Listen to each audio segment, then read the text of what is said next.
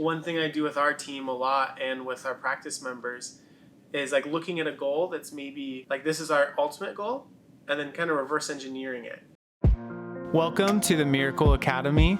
This is your host, Scotty Cooper, and this is where miracles are expected.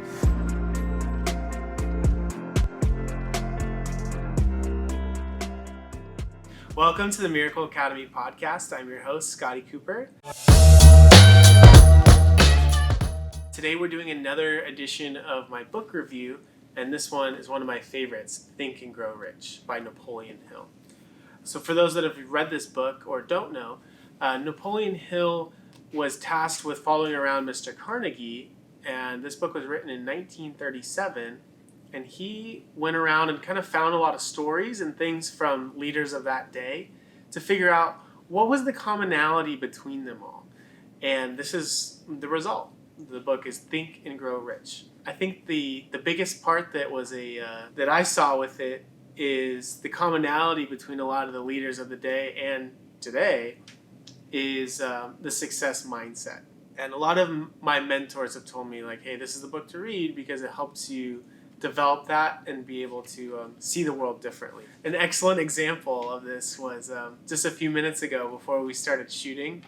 I had to get something out of one of these other rooms in our office, and the door was locked, and of course we didn't have the key to it, but it can unlock from the inside. So having the success mindset with myself and my team, we took a ladder, we opened up the ceiling, it's like a drop-down ceiling, we opened it up, went up through it, had this long pole, and were able to open this thing up from the other room. It was quite humorous and really fun and funny. But the thing that stood out to me was that my team and I didn't have like a negative mindset about it. Like, we just thought it was something fun and something different. And that's the way that a lot of these people look at the world. They look at how to be successful and how to just find the answer to the circumstance instead of worrying about a problem.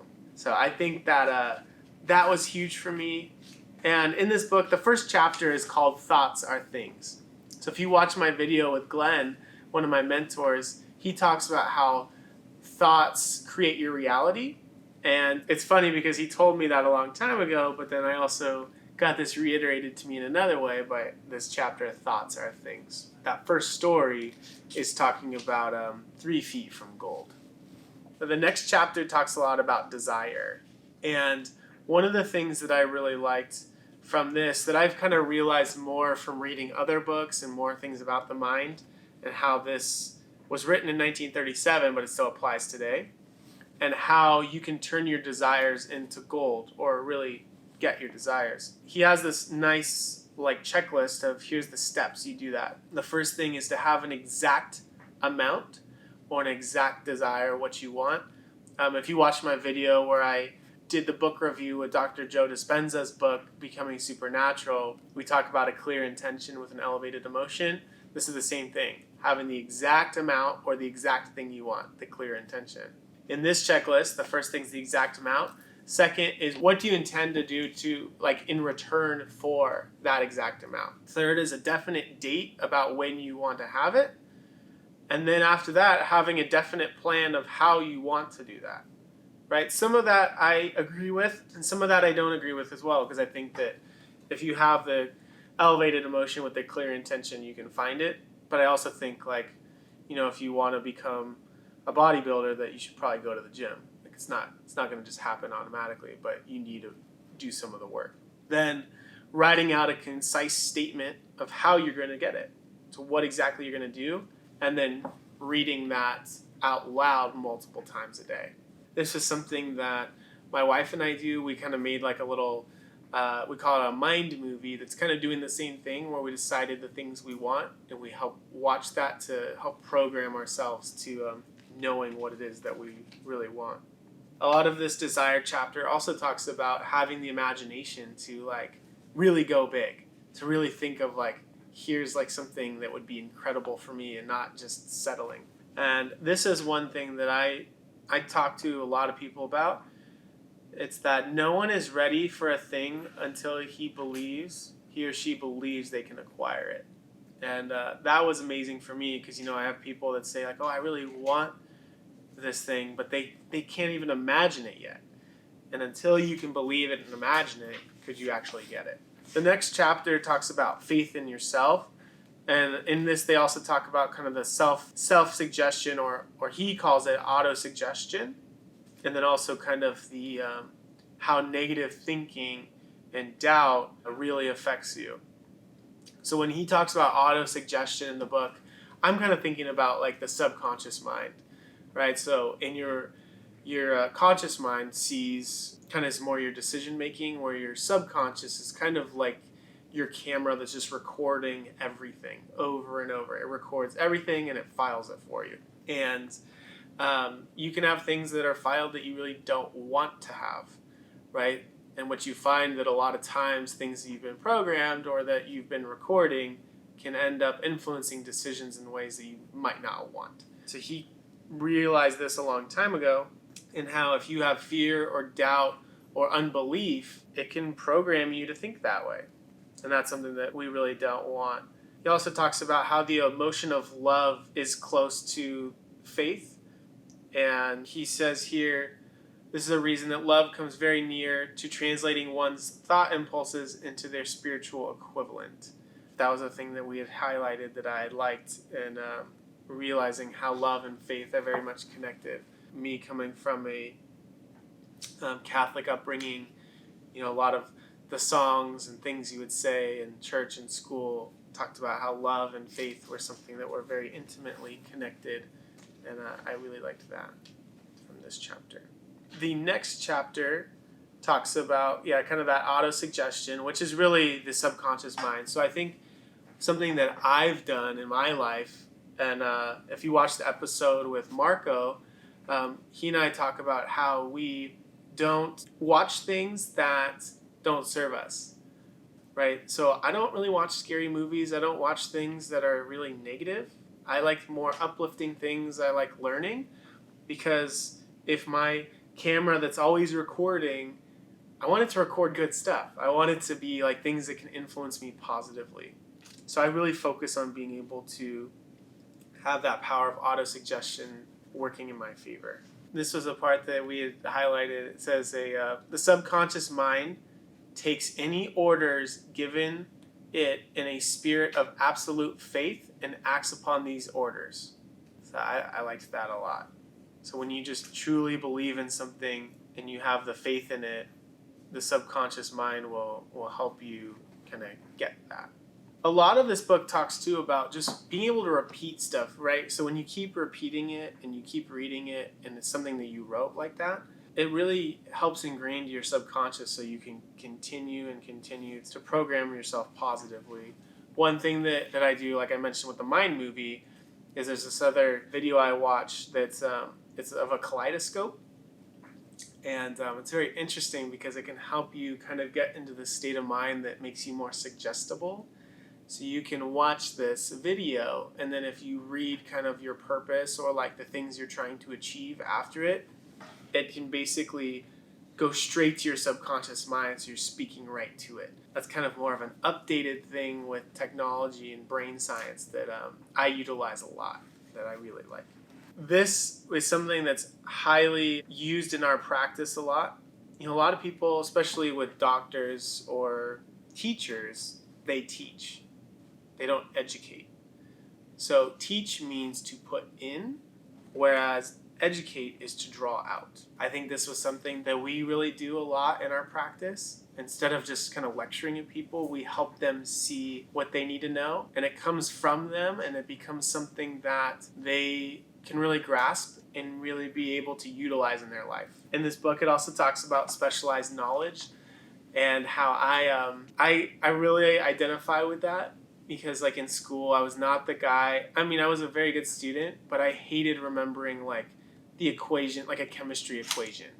It didn't make sense to me. Like, why do I need to remember like all of these little things when I could look it up?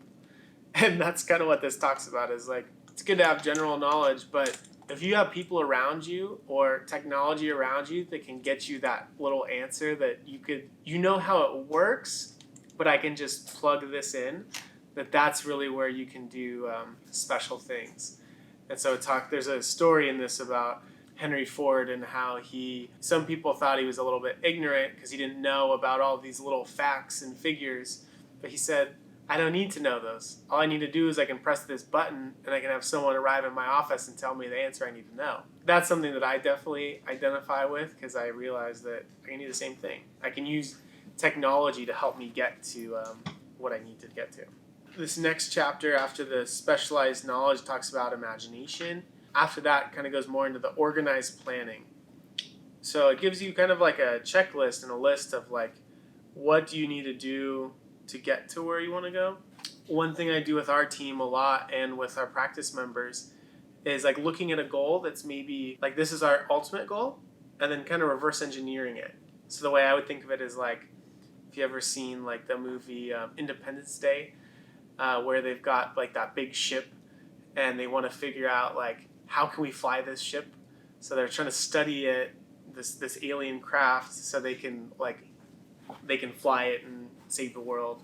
But it makes a lot of sense because they went in and try to investigate it to figure out like, how do I work backwards?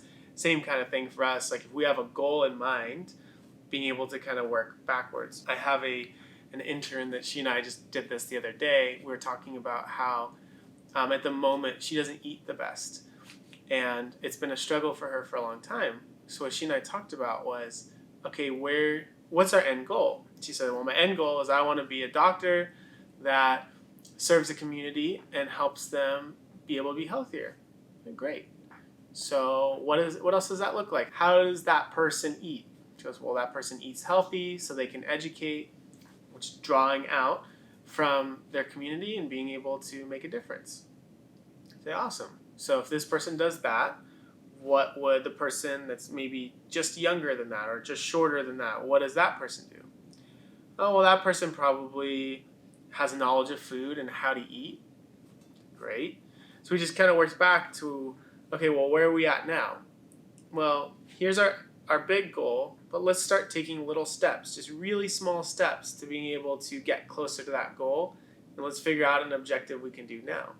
So we just started it, but we're looking at like having a food diary of like, let's at least know where we're at, and then we can start working forward. And I think that once we've been able to plan that in a more organized way, it becomes better. But you can do this with your health, you can do this with your wealth, you can do this with a lot of things. So we've been doing that a lot with different patients that maybe have difficulty with balance and they want to be able to like run or walk, but we've got to be able to work up to that. And we challenge them just to do something little and let's have this plan for the future. So in the chapter of the organized planning, what I liked a lot when I did the workbook of this book is there's a lot of questions, like 30 something, and then there's actually more than that. They really help you. It's a lot similar to if you watch my episode about the completing and remembering. It's a lot like that, but it's a little bit more in depth. But the workbook really helps you be able to answer it right then and there. And that's something that I have a printout at home that I keep. It's actually next to my bed. So I've got this little desk thing next to my bed, and that's where I have it so I can read it in the morning or before I go to bed. Next chapter is more about decision. And a lot of times it's more so having like definiteness of a decision and being good with it. But then when presented with new information, that you can change the decision. But instead of like, a lot of people end up just kind of like, I don't know really what decision I want to make. And they just kind of like fumble with it. And this is more about like, no, just know what you want, make the decision.